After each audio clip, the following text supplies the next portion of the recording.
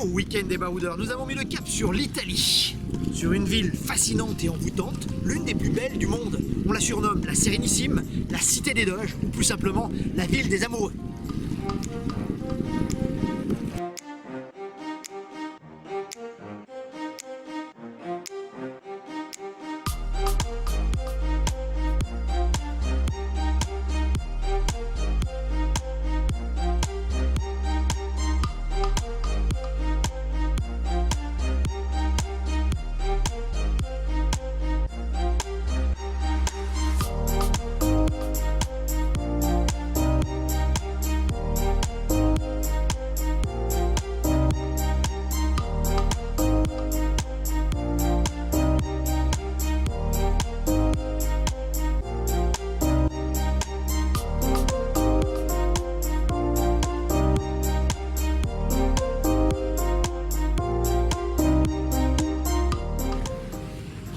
Alors, info pratique numéro 1, quelle période choisir pour venir visiter Venise? La question est importante puisque dépend quand même la réussite de votre séjour.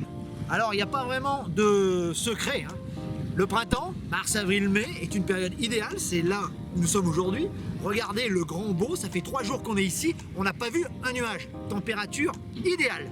Revers de la médaille, c'est la période où il y a le plus de monde, place Saint-Marc, c'est bondé, et que les prix ont tendance à monter.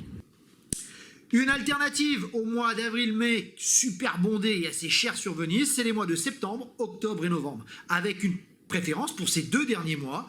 Peu de monde, les canaux se vident un petit peu, il y a beaucoup moins de monde, c'est certain, et en même temps, les prix ont tendance à baisser. S'il y a des mois à éviter absolument, c'est sans doute les mois d'hiver, hein, janvier, février, assez froid et humide, pas très bon pour visiter Venise. Et puis il y a 2 mois qui sont carrément surbookés, très très chers et à un monde. C'est évidemment le mois de février pour le carnaval et le mois de mai pour la biennale. Sauf si évidemment vous vous êtes visité Venise à cette période. C'est à vous de voir. L'été, pourquoi pas, il y fait assez chaud, les prix sont toujours assez élevés. Par contre, le prix de l'aérien a tendance à baisser, comme sur toutes les villes d'Italie, Rome par exemple, etc. Avec EasyJet, c'est vraiment pas cher de visiter Venise en été. Les Vénitiens sont partis, ou ils sont sur le Lido en train de se baigner, et pour échapper à la chaleur ambiante. Revers de la médaille, ça sent pas toujours très bon dans les canaux. À vous de voir. Bon voyage en tout cas à Venise.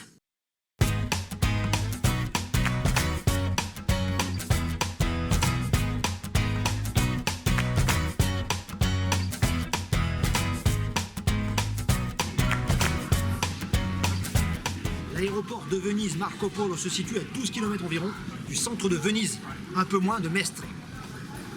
On y trouve toutes les compagnies aériennes et notamment les low cost, EasyJet, c'est celle par laquelle nous passons évidemment. On a touché nos billets vraiment pas très chers, moins de 120 € aller-retour. En pleine période de Pâques, c'est plutôt bon marché. Sachez que si vous venez carrément en juillet ou août, c'est encore moins cher.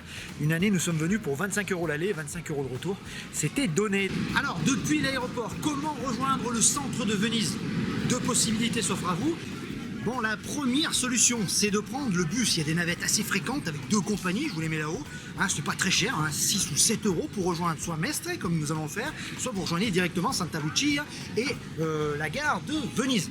Bon, pour ce qui est du temps de trajet, c'est quoi? 20 minutes environ, donc c'est la solution la plus rapide, surtout si comme nous, vous allez à Mestre.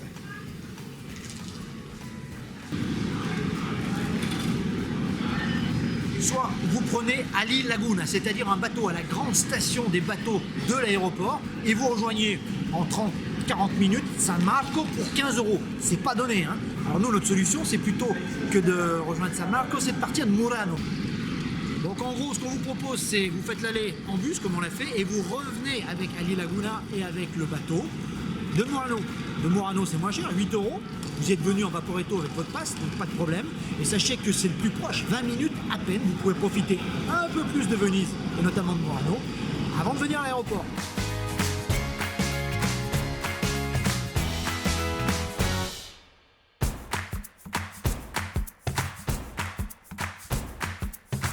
Les moins fortunés choisiront Mestre pour poser leurs bagages et se choisir un hôtel. On est à quelques kilomètres à peine de Venise et les prix sont bien moins importants, c'est sûr. Pour notre première nuit, on a logé en Montepiane.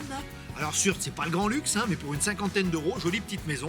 Les lits sont un peu durs, mais le quartier est plutôt charmant et plutôt calme. 400 mètres à peine de la station de Mestre. Donc pour le reste, on va quand même essayer de se trouver, pour les nuits suivantes, un petit palais vénitien dont vous nous direz des nouvelles.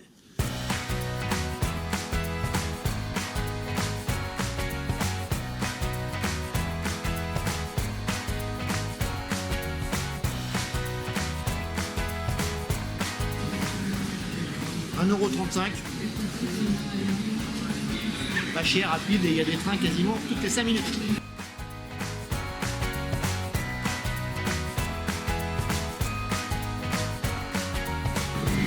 Alors pour se rendre à Venise-Santa Lucia, deux possibilités. Le bus, nous on a choisi, on est à la station. Le train, il y en a toutes les 5 minutes. En plus, c'est vraiment pas cher.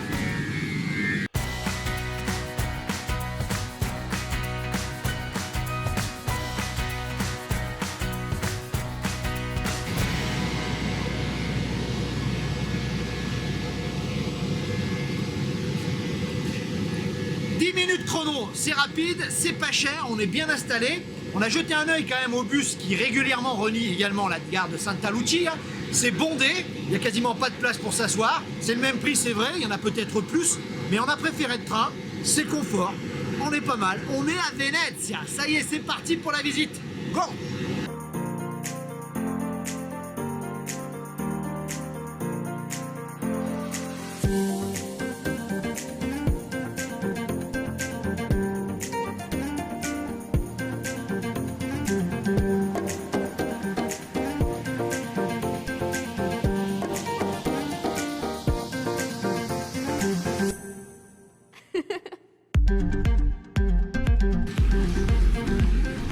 Bon, l'arrivée à Santa Lucia est un petit peu, allez, on va dire chaotique. C'est vrai que les Italiens, les touristes, tout le monde débarque là. Il y a énormément de monde, mais la vue est sublime. C'est peut-être quand on sort de la gare, un truc assez, on est tout de suite là dans le bas. Hein, les canaux, Venise comme on l'imagine, en plein station de train. Spectacle étonnant. C'est pas la première fois qu'on vient à Venise, mais à chaque fois l'émerveillement est le même.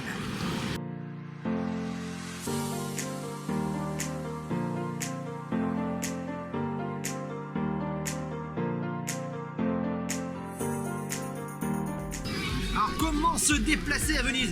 Autant dire, bon, il y a le Vaporetto, 7,50 € quand même la course, avec son bagage, ils sont généreux. Hein. Bon, le mieux c'est quand même d'utiliser ses petits pieds. Alors certes, la ville n'est pas si étendue que ça, et si on est en forme comme nous, vous gagnerez pas mal d'argent. Mais c'est sûr que c'est vraiment pas donné de se déplacer à Venezia. Alors on vous conseille de prendre les passes à la journée, c'est 20 €. À ce moment-là, vous mutualisez vos déplacements, vous essayez de réfléchir un petit peu au plus stratégique, et ça vaut vraiment le coup. Dernière information, sachez que les fameux passes sont valables 24 heures une fois que vous l'avez validé, c'est-à-dire que si vous le validez à 10 h, il sera valable jusqu'à 10 h demain matin, donc là aussi calculez un petit peu votre coût. Sachez enfin que vous avez des passes 2 et 3 jours, 40 € je crois les 3 jours, donc c'est à réfléchir, hein, si vous n'avez pas vraiment envie de marcher, le pass Vaporetto est obligatoire. Et Venise, c'est assez cher pour les transports, c'est un des gros postes du budget.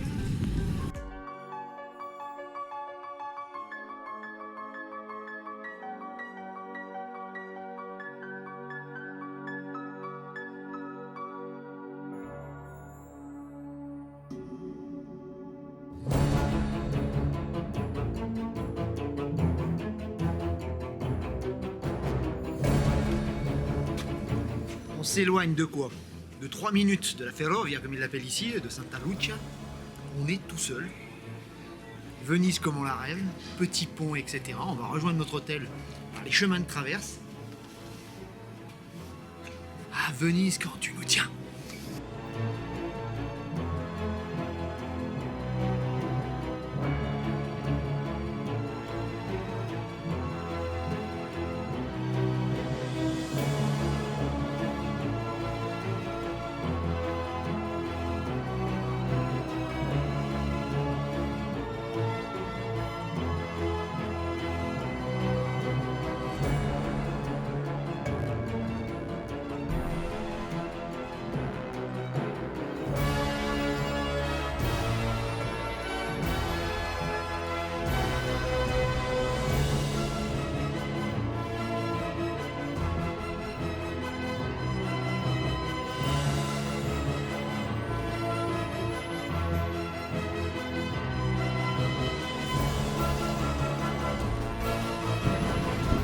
Après un gros quart d'heure de marche dans le Dorsoduro, on débouche sur la plus belle avenue du monde, certains le pensent en tout cas, Grand Canal, derrière moi.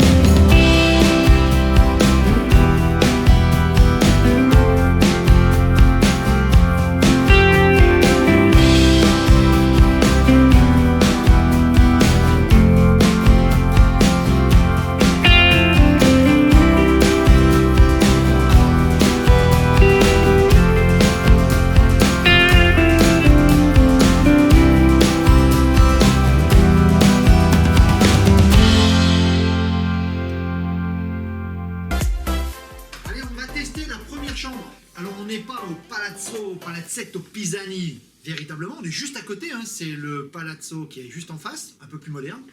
On a pris une chambre supérieure, c'est ici. Si on arrive à s'y prendre suffisamment à temps et suffisamment en avance, et en direct, en passant sur leur site, on a eu la chambre à 120 €, ce qui pour Venise est tout à fait exceptionnel. On a un petit salon que voici, on va pouvoir manger à midi, etc. Et puis vous avez la chambre. Comme vous voyez, on ne va pas se marcher dessus. Et on va bien dormir.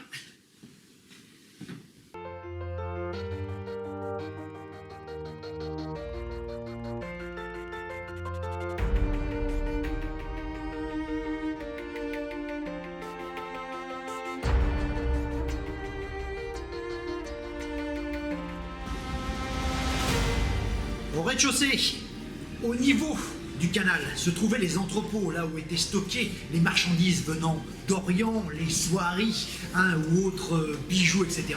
Et vous aviez également ceux qui viennent d'Occident, hein, fourrure ou autres. C'est ici que se croisaient toutes les marchandises du monde connu de cette époque, et c'est ici qu'on pouvait faire fortune dans la draperie, la soierie ou les bijoux.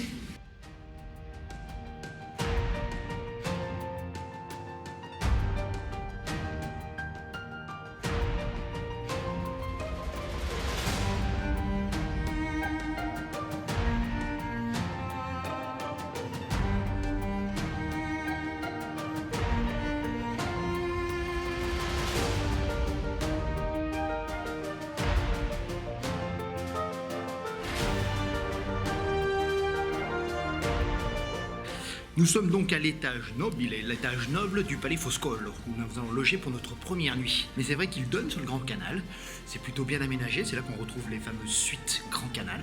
Donc à vous de voir si vous avez les moyens de vous le payer. Nous, on a logé plutôt dans les bureaux en dessous, ah, mais là on va changer un petit peu d'atmosphère.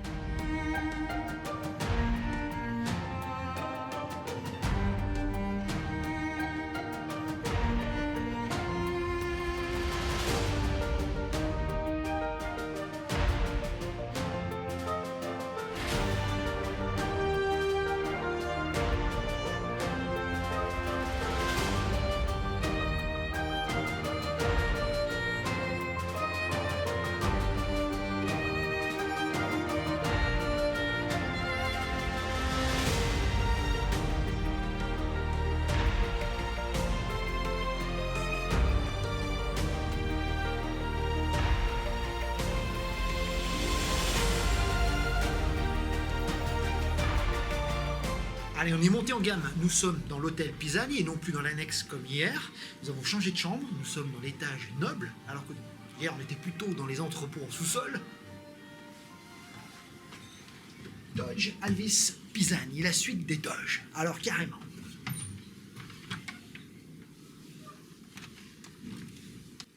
Magnifique. Alors c'est pas aussi grand que dans l'autre. Mais alors là on nage dans l'histoire, le lit. C'est le lit du Dodge Pisani, c'est là-dedans qu'on va dormir. On va dormir sous un plafond en bois exceptionnel. On est dans un palais du XVIe siècle, il fallait bien se payer ça pour notre spécial Venise, les incontournables.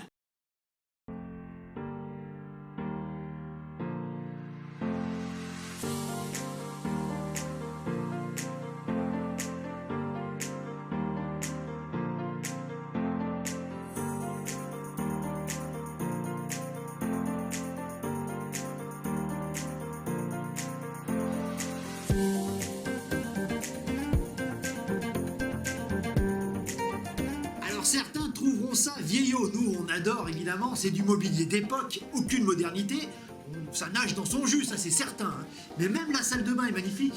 Où est-elle? Cachée derrière la tapisserie. Magique.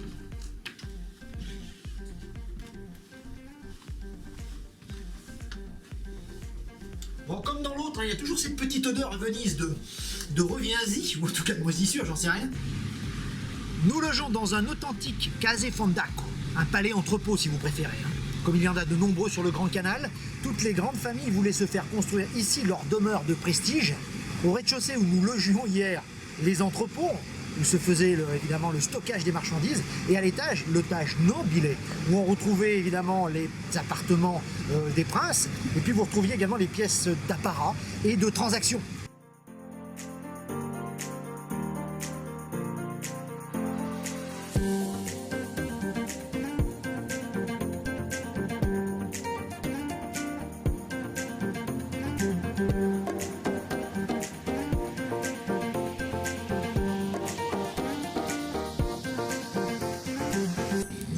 D'ailleurs dans la chambre authentique du Dodge Pisani. Ça c'est extraordinaire. Et puis, une vue de malade sur le Grand Canal.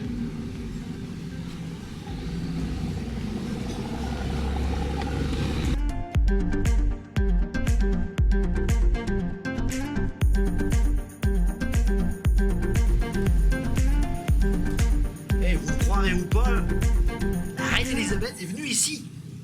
Elle semble boire un martini, la coquine. L'instant critique, comme d'habitude, sur notre petit séjour à l'hôtel au Palazzetto Pisani et à Foscolo juste à côté. Alors certes, c'est superbe, on est super bien placé, on est vraiment au cœur de Venise et ça, pour aller se promener la nuit, le matin de bonne heure ou pour faire le tour dans Venise, c'est top. Hein, on a bien aimé ici la décoration, pour certains ça fera un peu vieillot, on vous l'a dit, mais pour nous, on adore, on nage dans l'histoire et ça, et on dort dans l'histoire. Merveilleux. Pour le reste, le point négatif quand même, c'est... ça pocasse hein, quand même pas mal dans les salles de bain. Alors il y a des remontées sans doute d'égout, on est à côté du Grand Canal, il fait super chaud en ce moment, donc c'est une... bon, c'est pas une excuse, mais c'est vrai que du côté de la suite Corté, on pouvait pas ouvrir la salle de bain, c'était une infection. Ici c'était un petit peu plus atténué, mais bon. Et puis il manquerait un peu, dans la salle de bain notamment, un petit peu de restauration. On semble qu'on laisse un petit peu hein, l'humidité embarquer un petit peu les carreaux et autres. C'est le point négatif qu'on pouvait donner. L'autre point négatif peut-être, c'est difficile à trouver, mais on vous explique avec la vidéo comment venir, donc ça, ce n'est pas un problème. Sachez enfin que bon, le prix, 180 €, ça pourrait paraître cher sans le petit-déj. Si vous trouvez mieux, tant mieux, mais un palais sur le Grand Canal au cœur de Venise, on n'a pas trouvé mieux et on a bien aimé quand même, finalement, notre séjour à Palazzetto Pisani.